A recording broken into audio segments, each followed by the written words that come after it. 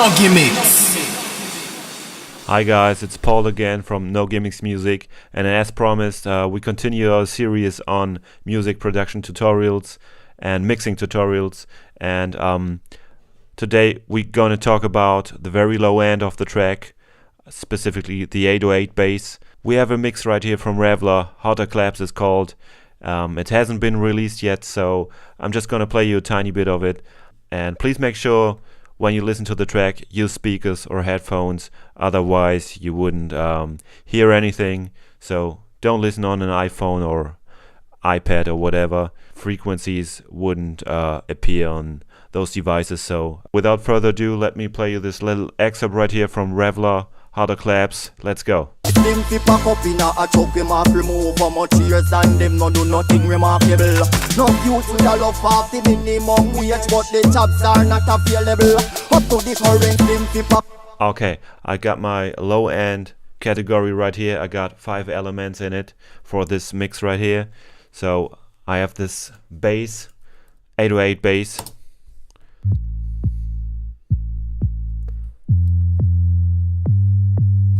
Okay, then I have this attack bass.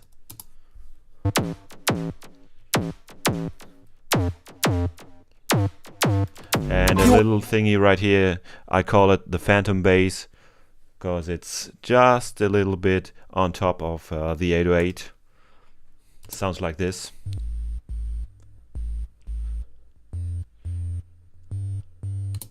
Okay, then I got just the attack of a kick. I just kept the mid frequencies and the high frequencies of the kick.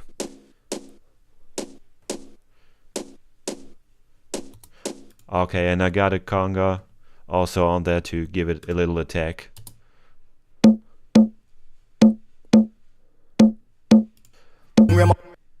Okay, and together it sounds like this, just the low end.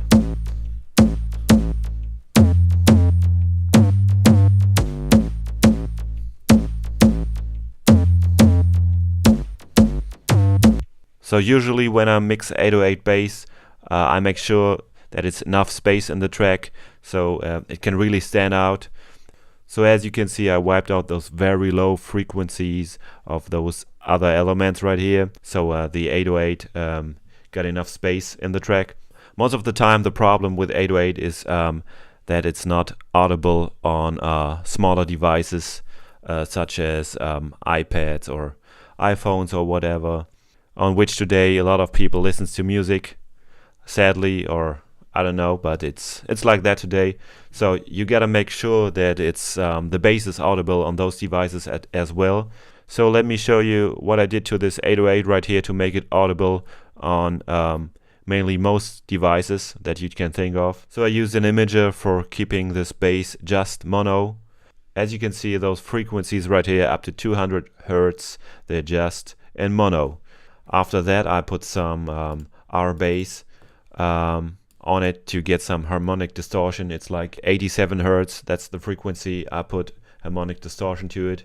Let me play you the bass first without the harmonic distortion and then with it. Okay, just the plain bass. Here comes the distortion.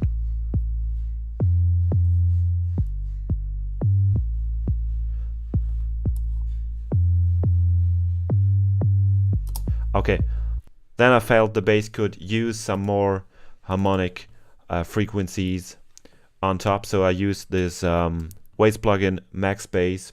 So as you can see, this is my original bass, and I put some Max Bass on top of it. So first without it, with it.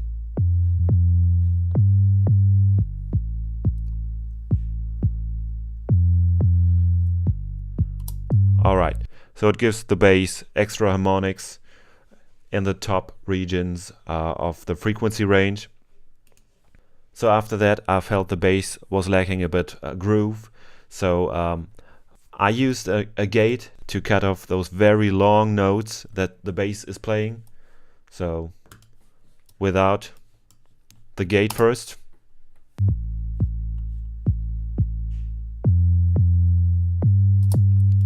Okay, and with it.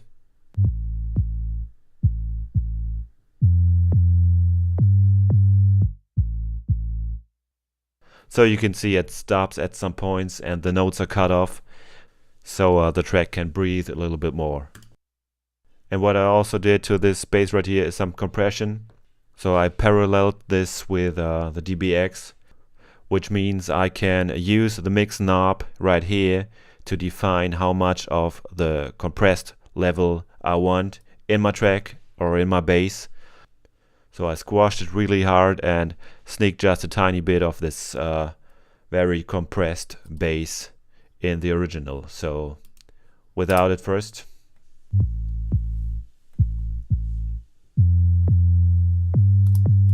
Okay, with it.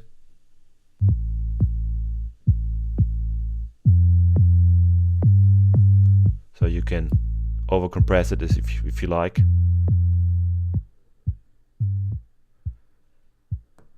Okay, so I just used a tiny bit of this parallel thing right here. So yeah, that's my bass. I'm gonna play you those elements all together now.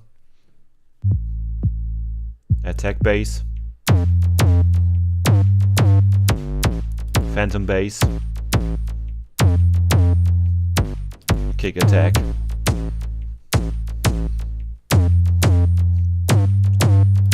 conga attack.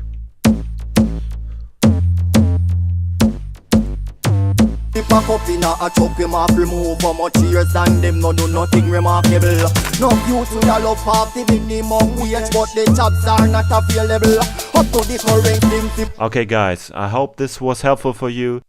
So if you have any questions, just hit us up at nogimmicks@gmail.com and we'd be glad to help you wherever we can. So see you next time. Bye bye.